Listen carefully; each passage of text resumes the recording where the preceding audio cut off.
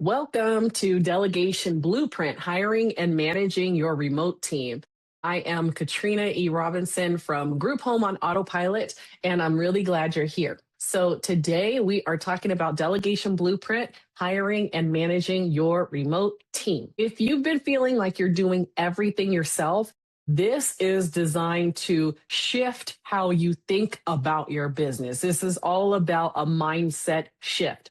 All right. So the reality and the truth that most people avoid is that they actually don't have a business. They have a job. And when I first started my group home, so I have 3 co-living homes in San Antonio, Texas, and I actually live in Los Angeles. I already had a full-time job. I was a government employee and I was a supervisor of supervisors. So I was a manager. I did not need another job. But I was very interested in real estate and in maximizing my income from real estate. So I did want to have a side hustle. I wanted to have some real estate and I wanted to maximize my profits from that real estate, but I did not want to create another job for myself. I really just wanted a side hustle that was going to bring me full-time money with part-time work. And I know that sounds delusional, but sometimes you have to be delusional when you're going into business for yourself. So if I knew that if everything depended on me, that I was going to become the bottleneck for my business. And I knew that also from my military experience. You don't want to be the single point of failure. You do not want to be the bottleneck in any kind of operation. So I didn't want to create a job for myself. So I made sure that I put systems in place. When everything depends on you, you become the bottleneck. You become the problem. And I didn't want to be the problem. And also when everything depends on you and you're the bottleneck, your income is capped and your time gets maxed out. So don't fall into that trap. It is a trap. If you think you have a business, but you really have a job, that's a trap. Every text message shouldn't depend on you. Every email shouldn't depend on you. Every decision shouldn't depend on you, and every task. If every text, every decision, and every task depends on you, then you are the system. And there is no system. You are the one doing all of the work. You are the task master. And that is not what I wanted to be. So I didn't want my time to be maxed out. I didn't want my income to be capped because I wanted to scale.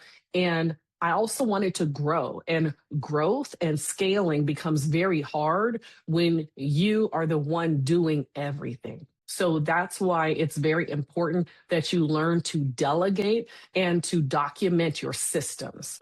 The part that most people don't realize is that doing everything yourself actually costs you more. When you're doing everything, you miss out on opportunities, your business grows slower, you burn out, and things start slipping through the cracks. So even if it feels like you're saving money by doing everything yourself, you're actually paying for it in time, stress, and lost income. So it's very important that you learn to delegate, learn to let go. So the shift that you have to make, there's on the left-hand side of the slide, we have some old thinking. And then on the right hand of the slide, we have some new thinking. So we've got the I'll hire when I'm ready. That's the old thinking. The new thinking is hiring is what gets me ready. So the shift here is mental before it's tactical. Most people say, I'll hire when I'm ready.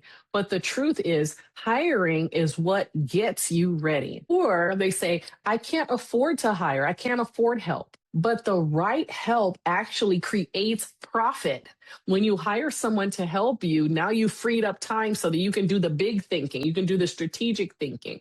And then the last one is really big. No one can do it like me. That's where I've been stuck for a while is no, I have to do this because nobody can do it like me. But that is true. That is true until you create the systems so that the people can do it like you. The people that you delegate to can do it like you. Because once something is systemized, it becomes repeatable, what delegation actually looks like. So when I say delegation, I'm not saying that you disappear from your business. You're not going to delegate everything. You're going to delegate the right things. So think about admin tasks like emails and scheduling, or day to day operations like communication and coordination. There are a lot of marketing tasks that can be delegated, like posting to social media, editing videos, doing outreach, calling people on the phone. There's so many things that can be outsourced there. And then also, basic tracking. So I have on the slide here finance tracking, but we're not talking about the strategy behind your finances. We're talking about the basic tracking, administrative data entry. Those are things that it does not take you to do. You don't need someone who is getting paid at this level to be doing administrative tasks at this level. Hire somebody to take on that stuff. There's a guy who I follow, Dan Martell, and he talks about buying back your time. And he always says that, what does he say? He says something like 80% done by somebody else is 100% awesome for me.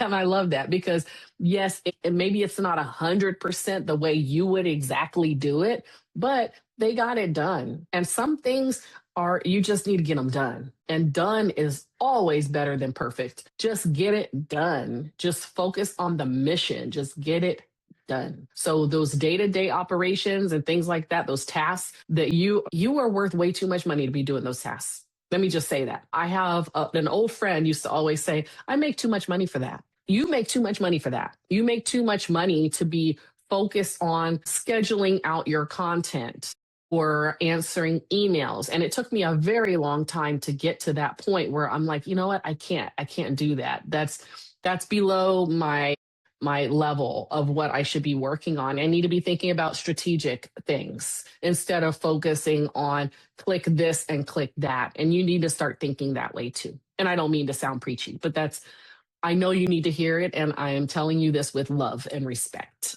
Okay, here's my delegation ladder. All right, so this is the framework. This is the framework that I use. Yes, I'm a big nerd. You guys already know that. This is the framework that I use, and this is where most people get stuck. So you got step one, do it yourself. That's where everybody stays, pretty much. Everybody gets stuck in step one and they never move past step one. Step two is you document your process. That's a step forward. Step three is you actually delegate it to someone else. And then step four is you optimize it. So now you make it the most efficient thing that it can be. You make it the best that it can be. And like I said, most people never move past step one. They stay stuck in I'll do it myself mode. And that keeps them stuck. And they can't grow. You can't scale. If you want to do everything yourself, you cannot scale. Once you move up that ladder, everything starts to change for you and your business. Okay, so who should you hire first? When you're thinking about delegation, who should you hire first? Don't overcomplicate it. You do not need a big team. You need the right first hire. So for most people, that looks like a virtual assistant. And I am so late to the party. I just got a virtual assistant. I just got someone to help me. And it's because actually one of my coaching clients was like, are you still doing all your own admin work? Yes. I was still doing all of my own admin work, and she gave me a referral so that I could have a virtual assistant. So I do have some help now, which is awesome. But in my defense, I've been doing administrative work for many, many years. That was my job. Working for the government was admin. I was an admin officer. So I enjoy doing administrative work and I take pride in doing my administrative work. But that was keeping me stuck. And that was dumb. I needed to give that to somebody else and let go. Let it go, baby. Let it go. Let it go. Let it go. You can tell I had too much energy today. Anyway, so virtual assistant, that's number one. Number two is some type of local support. And then the specialized roles come later on. So I actually flipped it, and the some type of local support I actually hired first. I hired an operations manager, somebody who is the boots on the ground, who can be in San Antonio, Texas, where my 3 group homes are, so that he could check on things because I'm all the way out here in California. And then I hired the virtual assistant finally. But you should definitely get help with your administrative tasks first, even if it's just like your personal things. Hire you. I beg you to hire an administrative assistant. Hire someone who can help you with your day-to-day life and your emails, especially if you're super busy. Like we have between me and my husband, we have 6 kids. We have a church. I have my business. We have a lot going on. So we needed help. And I should have hired someone a long time ago, but here we are. And I finally hired someone to help us out with that. So you're not going to build a huge company overnight. You're just going to relieve pressure from yourself. So just release that valve, relieve some pressure from yourself so that you can move on. That's the point. So I'll also save you some frustration. There are some things that you need to avoid. Like don't wait too long to hire, which is what I did. I'm guilty. I waited too long to hire my virtual assistant. So don't wait too long and don't hire someone without knowing what you actually need help with. So make sure you have taken a piece of paper, sit down and write out or type out what you need help with. Make sure you have that outlined. And then you have to have a structure. So for me and my virtual assistant, we came up with her 30-day onboarding plan. This is very structured. It was week 1, we're focusing on this. Week 2, we're focusing on that. Week 3 and week 4. So make sure you have a structure and what your outcomes are that you expect and communicate expectations clearly and early. I like to document everything. And you could just have a Google sheet. That's what we do. We just did a Google sheet and we listed out the things that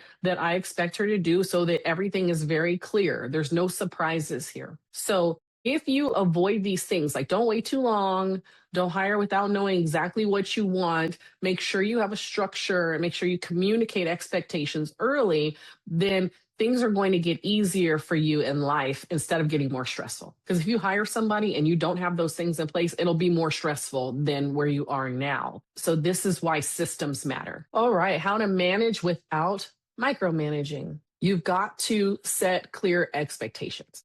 Once you hire the help, the goal is not to babysit the help. Don't babysit the help. Do not micromanage. That's how you run somebody away. Don't micromanage people. You don't want to become that. But you do want to set clear expectations and focus on the outcomes, not the hours that they're working. A lot of newbies get into the time tracking. They're like, okay, you need to when you log in, you need to go into this time tracker and put in your hours. And when you log out, log your time. No. What we're going to do is we're going to think on a higher level than that. And we're going to write out what needs to be done.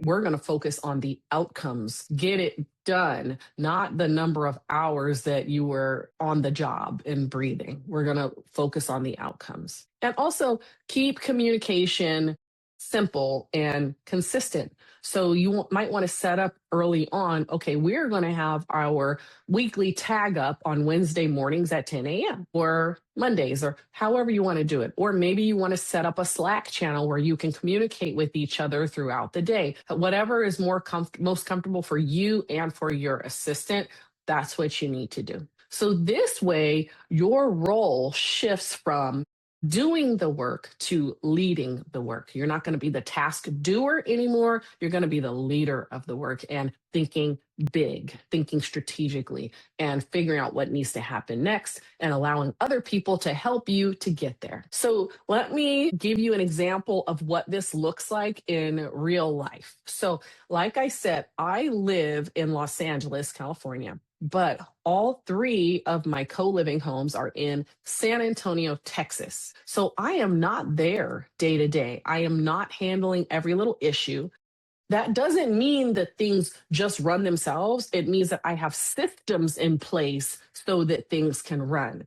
And I have the right people in place to support those systems. And that's what makes remote management possible, is having those systems in place. When you do delegation right, here's what happens. You get your time back. Your operations become more consistent. Your income becomes more scalable and your stress goes way down. This is how you stop trading time for money. When I opened my very first co-living home, it had 15 beds. This was before I had named someone in the house as the house supervisor, and I had not hired the operations manager yet. I was so anxious. I was on the Ring app on my phone all the time. I was looking at the Ring app. I'm like, okay, he moved from the living room to the kitchen. Is he going to cut a piece of fruit or is he going to hurt somebody? Is he grabbed a knife? So I was always looking at the Ring app to see what's going on. And my stress was through the roof. But once I hired an operations manager, yes, I pay the operations manager. So it does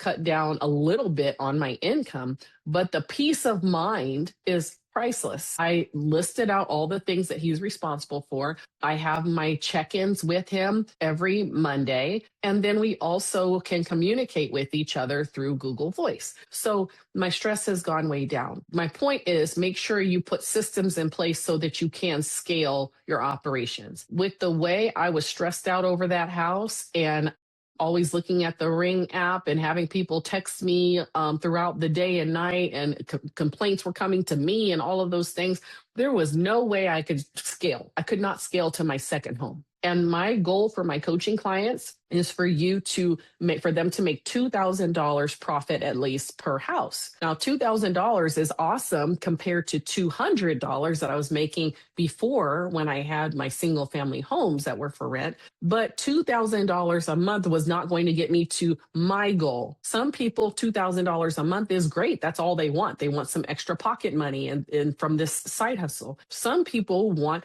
financial freedom. Some people have $1 million vision for their life. I'm a big fan of Rachel Rogers, and she talks about $1 million vision. So if you have a certain vision for your life, or you have a certain goal for the number of homes that you want, there is no way that you can scale if you are in every little detail of house number one. If your answer to fixing a problem is to go to the house, that's not going to work. It's not going to work. If I've got 15 houses, I'm not going to be able to just go over to the house to fix something that's going on. I'm not going to do that. So I'm so glad that I started off my business with the big idea of this needs to be scalable. So that's why I documented all of my processes so that I could take that and duplicate it for house number 2 and duplicate it for house number 3, et cetera, et cetera. So most people do understand delegation at a high level. They understand what delegation is.